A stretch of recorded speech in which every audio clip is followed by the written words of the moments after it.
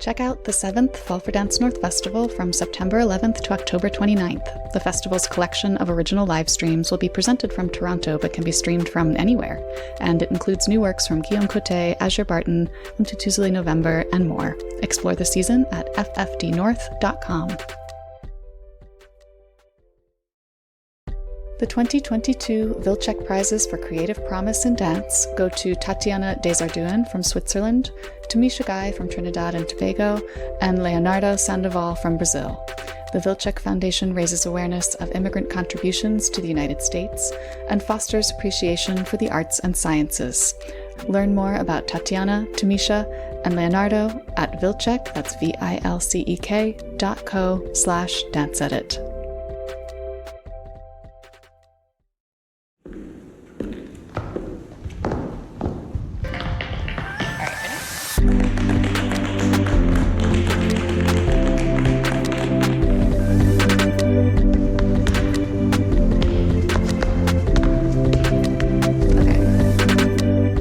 Hi Dance friends, and welcome to the Dance Edit podcast. I'm Margaret Fuhrer.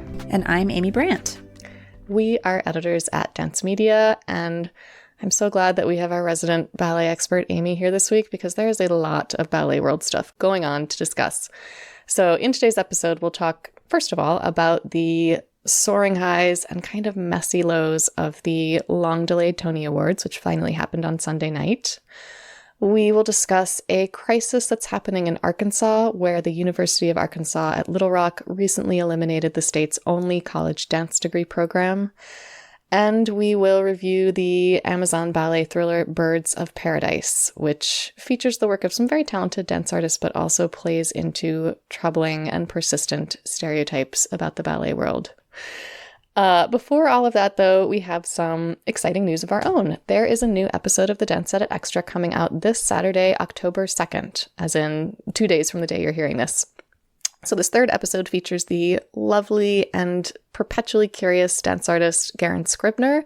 You might know him from San Francisco Ballet, or from Broadway, or from the PBS show Broadway Sandwich, or from the smart and funny dance video shorts he made during the pandemic, or all of the above. Garen is actually now at Harvard pursuing his master's in public administration, and he's hoping to translate all of his varied experiences into a new career in ethics and policy-oriented arts leadership. It's a great conversation. I mean, Garen literally hosts shows on PBS, so he knows how to do an interview. We hope you'll subscribe to the Edit Extra on Apple Podcasts so that Garen's interview will just pop right up in your feed on Saturday. All right, now it's time for our weekly dance headline rundown. Here we go. This week's premiere of Fire Shut Up in My Bones at the Metropolitan Opera was one for the history books. Co-director and choreographer Camille A. Brown became the Met's first Black mainstage director, and Terence Blanchard its first Black opera composer in its 138-year history. The opera is based on the memoir of the same name by New York Times columnist Charles M. Blow. And if you haven't seen what I'm seeing online, it looks like an incredible production. So make sure you check out some of the Met's video footage on social media. There seems to be a lot of dancing and movement, and there's an especially great fraternity step routine. Oh my gosh, the step routine. Yeah, please go look it up. I mean, huge congrats to Camille. That production has been getting rave reviews. It's such a great way to reopen the Met. Yeah. In dance TV news, Dancing with the Stars is unfortunately dealing with its first COVID case. So on Sunday night, just before the second episode of the season was scheduled to tape, pro dancer Cheryl Burke announced that she had tested positive with a breakthrough infection. And she's not actually out of the competition yet. So in Monday's episode, the judges ended up evaluating pre-taped rehearsal footage of Burke and her partner Cody Rigsby doing their salsa routine. There's no word yet on how or if the pair is going to compete in this Monday's episode, but at least both of them are vaccinated, so hopefully everyone will be okay. I mean, I guess it was only a matter of time before this happened. Yeah. I know, I've been wondering how they were going to handle that. Yeah. A court has ruled that avant-garde Belgian choreographer Jan Faber will stand trial next year for charges of sexual harassment and indecent assault. Just to recap, in 2018, 20 dancers signed a letter alleging they had suffered sexual harassment and humiliation while working for him. He has defended his actions, saying he did not intend to intimidate or hurt people psychologically or sexually, but prosecutors have referred the case for trial, which should be held in March or April. Oh, bringing it back around to happy news now. The MacArthur Foundation announced the 2021 group of MacArthur Fellows, aka Genius Grant recipients, and this year's list of geniuses includes choreographer and educator and urban bushwoman founder Jawole Willa Jo Zollar, who, my goodness, could not be more deserving. The fellowship comes with a $625,000 stipend, some very real money. And Zollar is, of course, also the recipient of this year's Dance Teacher Award of Distinction. So that's awesome. A banner year for her following decades of visionary work. Yes, long overdue, I'd say. Yeah. Dance NYC's upcoming Redefining Practice Town Hall series will explore ways dance artists and groups are prioritizing racial justice, safety, and community care. It includes a variety of dialogues from discussions among Asian American choreographers to those centered on returning to the studio with more awareness of physical, emotional, and mental well-being. The 5-part series will mostly be held online, but there is one in-person session, and they are free and open to the public, although registration is required, so make sure to head to their website for that. Yeah, we'll include the link in the show notes with more information about the whole series. The acclaimed online show Black Dance Stories is back this fall with a new series called Power Half Hour, and it looks at how emerging Black artists are shaping both their own careers and the larger industry. So new episodes actually started airing this past Monday, and they'll continue through December 27th with featured guests including Brooke Rucker, Johnny Cruz Mercer, Courtney Taylor Key, and Dre Drummond. And each of those artists will also be paired with an established dance artist who will serve as a mentor over the course of 6 months. So a great initiative all around. You can watch the episodes and find out more about the series on the Black Dance Stories Instagram account, which is at Black Dance Stories, and we have also linked that in the show notes for you. Maria Mendiola, who began as a ballet dancer before breaking out as one half of the chart-topping disco duo Baccara, has died at age 69. Yes, Sir, I Can Boogie was their big hit, and it was the first song the pair ever even recorded. She was first a ballet dancer with Spain's national television broadcast company before she started her music career. So, sad loss there. And we have a piece of late-breaking news to add here, and it is not good. New sexual assault allegations have been filed against ballet star Dusty Button and her husband, Mitchell Taylor Button. They expand on the original suit brought this summer by dancers Sage Humphreys and Gina Menachino. The new filing adds 3 new plaintiffs and explicitly names Dusty as a defendant. Only Mitchell Button was a defendant initially. Now Dusty is also named. The allegations in it are harrowing. They're similar in many ways to the allegations made by Humphreys and Menachino initially. We will link to the Boston Globe's coverage of the suit in the show notes. Very disturbing stuff. So, for our first longer segment today, we need to talk about the Tony Awards, which aired on Sunday night. And actually, I feel like I'm still recovering a little from the Tony Awards. First of all, they happened over the course of 4 hours on multiple platforms. We went from a stream show on Paramount Plus, where most of the awards were presented, to the big Broadway's Back special on live network TV that had most of the performances. And after such a long delay, because remember, this was actually the ceremony recognizing the best shows of the abbreviated 2019-2020 season, after that long delay and after all of the losses of the pandemic, it felt like this broadcast was trying to do everything. It wanted to be celebratory. It wanted to be mournful. It wanted to put on a show. And there were some moments, including some really beautiful dance tributes, that really hit home. But there were also some that did not do as well. There was a whole lot of eyebrow raising, and actually worse, happening on Twitter. So let's talk about all of it. I have to say, I did find the setup a little confusing, with part of it on Paramount Plus, which I don't have, and then part of it on CBS. And it's my understanding that most of the awards were given out during the streamed portion of the show. Because when I tuned in, I wasn't even really aware that it was the Tony Awards. I thought it was like a tribute to Broadway. And then kind of out of nowhere, they suddenly gave out an award. I thought, oh, this is the Tonys. Okay. Yeah, that was a complaint that I was reading a lot, was that not only was the way it was presented confusing with the different platforms, but also there was relatively little effective promotion in the lead up to it. There's just relatively little awareness that this was happening. And after such a long time, it's like, you had all those months to get your act together. We all should have known that this was going on. Well, and it also made me wonder, and it could be because they just wanted to include so much in it, but it also kind of made me wonder, like, well, why is this being streamed on a platform that isn't as accessible as like CBS? You know, the bulk of the awards. Is it saying something about like, oh, like people don't care about the Tonys enough, or were they just trying to promote their new streaming platform and get, you know, people to sign up? I'm not sure, but you know, it was kind of a bummer because Best Choreography was part of the streamed portion, and so I had to look up who won later. I know. I mean, usually we at least get the best choreography, not in like the main telecast, but like right after the commercial break, they show you the recorded thing that happened during the commercial break of the choreographer getting the award. At least it shows up somewhere on network TV. Not this time.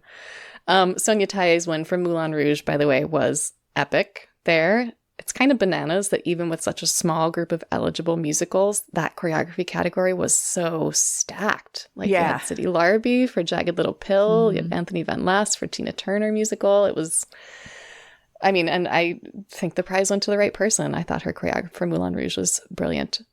I wanted to talk about what I thought was the most significant dance performance of the night, which was the segment honoring the Broadway Advocacy Coalition's work for racial justice in the industry. And it featured Jared Grimes and Daniel J. Watts starting out with this like high octane flash tap routine that pretty directly referenced the Nicholas brothers, like tuxes, spats, jump splits, all of it. Yeah. And then the music stopped and the tux jackets came off and Watts started this impassioned spoken word number that straight up asked, "What does your silence sound like?" While Grimes kept tapping in the background, but suddenly that tapping felt very different. It almost, one critic said it sounded like gunshots, which was exactly right. And the moment was especially poignant because it came after Slave Play, which had come into the night with 12 nominations, had been completely shut out. It won nothing. I was surprised about that. Yeah, I think a lot of people were. There was a lot of chatter online about how the show had a ton of commentary about the industry's racial reckoning, but the actual winners list looked pretty much the way it always has, predominantly white. And I think there was also criticism about the broadcast not making more direct reference to some other Broadway problems that have been very much on people's minds, like Karen Olivo's recent statements about unhealthy body expectations in the industry and about how little power the artists of Broadway actually have. That wasn't referenced anywhere. The controversy about trans representation and work conditions at Jagged Little Pill, that was all over social media in the lead up to the Tonys, but almost nowhere in the ceremony itself. I think Lauren Patton kind of referenced it a little bit in her acceptance speech. Yeah, that was the only way it got in. Right. Did you want to say anything about Robbie dancing for Anne Ranking? Oh, that was beautiful. You know, it made me kind of wish that the majority of the tribute section had been done in dance form. I don't know. It was just, it was so reverential, like and it's interesting because I didn't know it was Robbie Fairchild at the time when I was watching it, but I was wondering if it was, as I was watching him perform. But it was just such a nice, like, tribute to the Fosse style and to Ranking's legacy. And then at the very end, he like turns and like gives a bow as her picture kind of comes down on the curtain. It was just really touching. Oh, I'm with you. Wouldn't it be wonderful if they had an entire in memoriam segment done through dance? Yeah. That could be so beautiful. Yeah. Yeah, I think pretty much every Tony's broadcast is like a little bit heavy on its feet because it's trying to coordinate all these big, slow-moving Broadway machines. But I don't know. Whatever our other thoughts, bravo to all the dance people who nailed it, as they pretty much always do. The dancing itself was great. Yeah. Especially Adrienne Warren in her Tina Turner medley there. Brought she does that house down 8 times a week, like, blows my mind. I know. Quite a workout, yeah. So in our second segment today, we want to talk about the recent elimination of the dance major at the University of Arkansas at Little Rock, which This might sound like just one more pandemic casualty story, not that that makes it less sad, but the stakes here are actually higher because that program was the only college dance degree program in the entire state. And Dance Teacher did some great coverage of this situation back in the spring of 2020 when the elimination of the degree program was first proposed. The actual official approval of the cut happened at a Board of Trustees meeting earlier this month. And then last week, a story in the Arkansas Democrat-Gazette talked about what the fallout has been and why the loss is so significant. Well, I think first thing, that these young dancers have no in-state college option anymore. Mm-hmm. They're forced to seek out-of-state or private colleges, meaning they will have to pay a whole lot more paying out-of-state tuition. Mm-hmm. So that means some dancers who may not be able to afford that will have to think twice about their future and what they want to do with it and what's possible.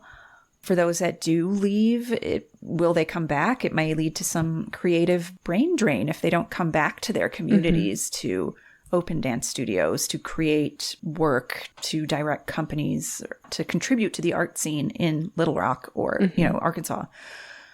And this whole thing was part of what they call academic retrenchment, or just a wider restructuring effort at the school, which apparently has been struggling with, lower enrollment and, budget issues, et cetera. And they determined which programs would be cut based on, the number of graduates and credit hours, et cetera. So kind of makes it seem like the dance department wasn't cutting the mustard or something, but that really isn't how it is structured at all. So yeah, and that was so frustrating too, is that decreasing enrollment overall at the university has been a problem, but the dance department enrollment has not gone down over time. In fact, it's remained almost constant. Mm-hmm.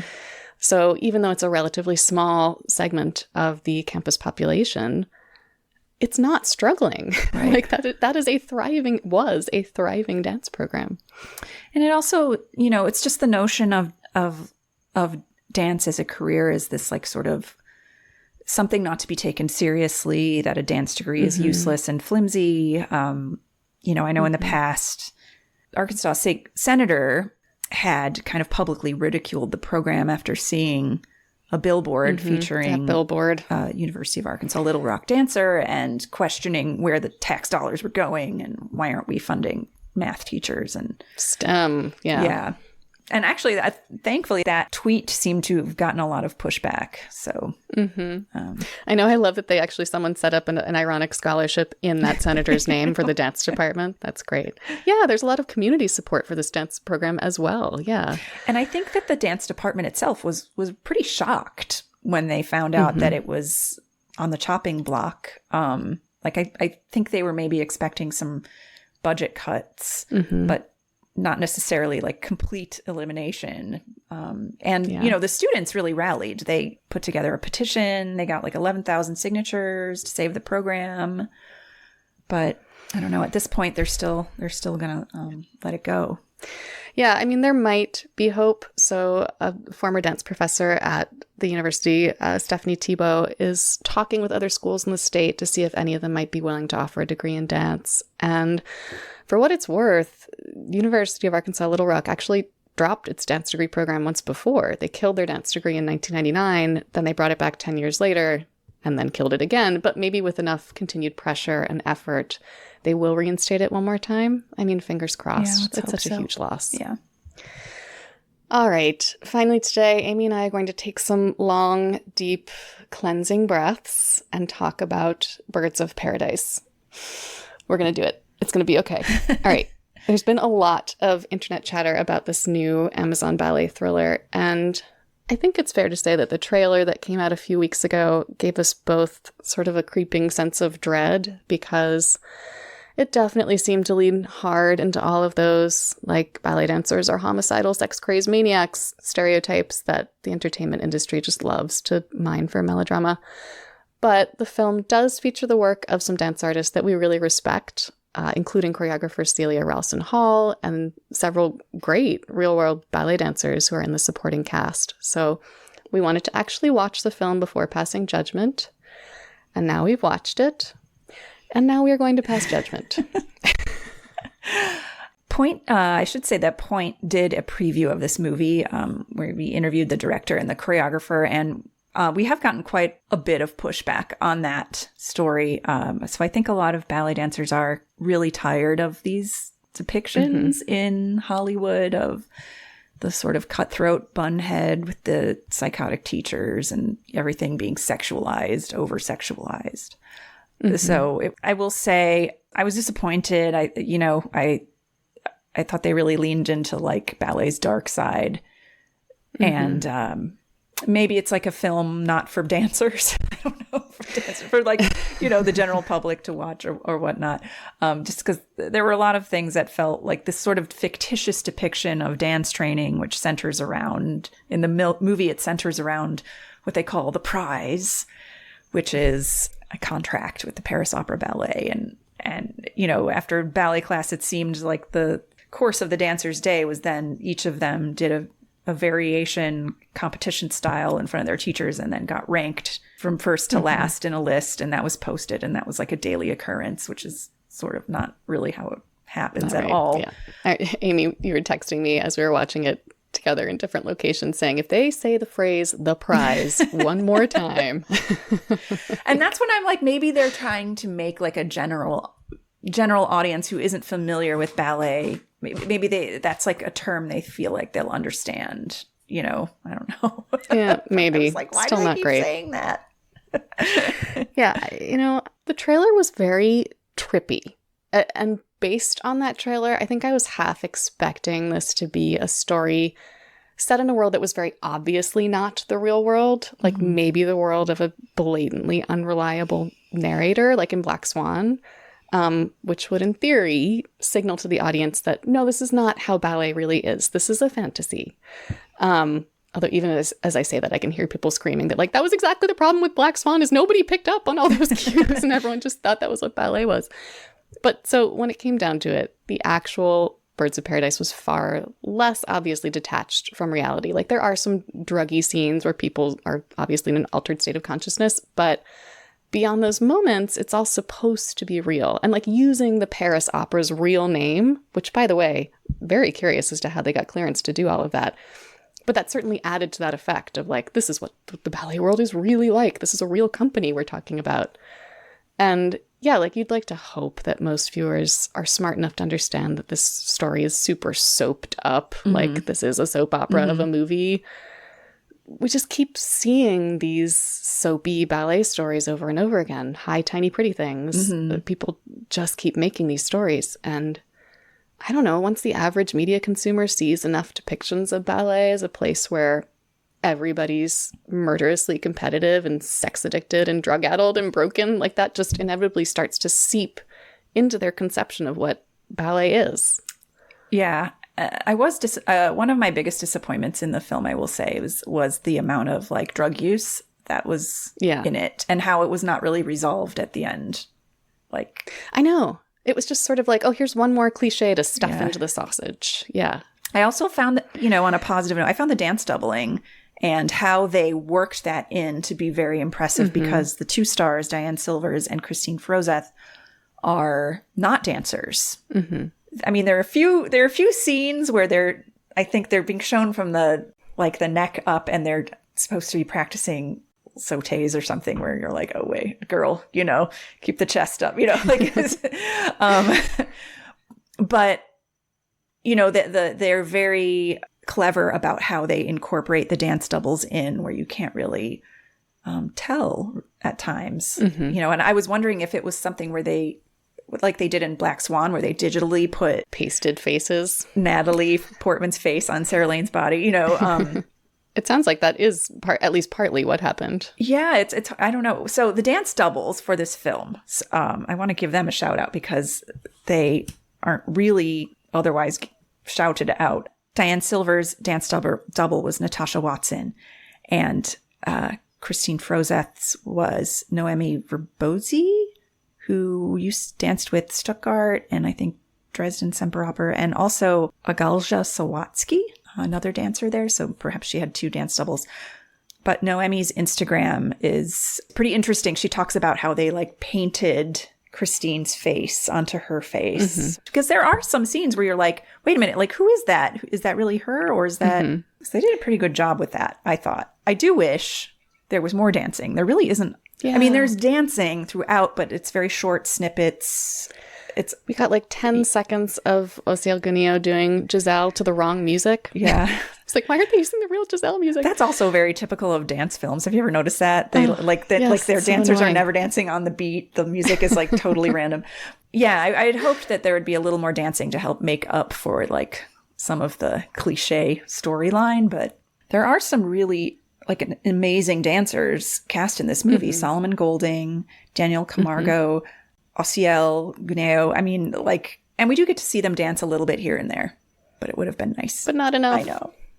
I know. I also wrote down some things that I did admire about the film, just so I didn't like go into a negativity death spiral as I tend to do. Claudia noted this in her piece too. I did appreciate that they made some effort in terms of inclusivity. Like, I thought that Stav Strashko, who is transgender, was kind of fantastic as the school administrator. And I really appreciated Eva Lomboy's character, too, who got some very real lines in the script about how, as a dancer of color, her body and her dancing are scrutinized so much more closely than the white dancers are, which it is implied contributes to her bulimia. I wish they dug much further into that because there's much more to explore there. Right. All right, final Birds of Paradise complaint. Oh my God, the doorknob buns. If you are, in fact, trying to paint a realistic picture of the ballet world, start by getting rid of the damn doorknobs. Sorry. I'll probably cut that. I just couldn't not say it. Oh, God. All right. That is it for us this week. Thanks, everyone, for joining. We will be back next week for more discussion of the news that's moving the dance world. Keep learning, keep advocating, and keep dancing. Bye, everybody.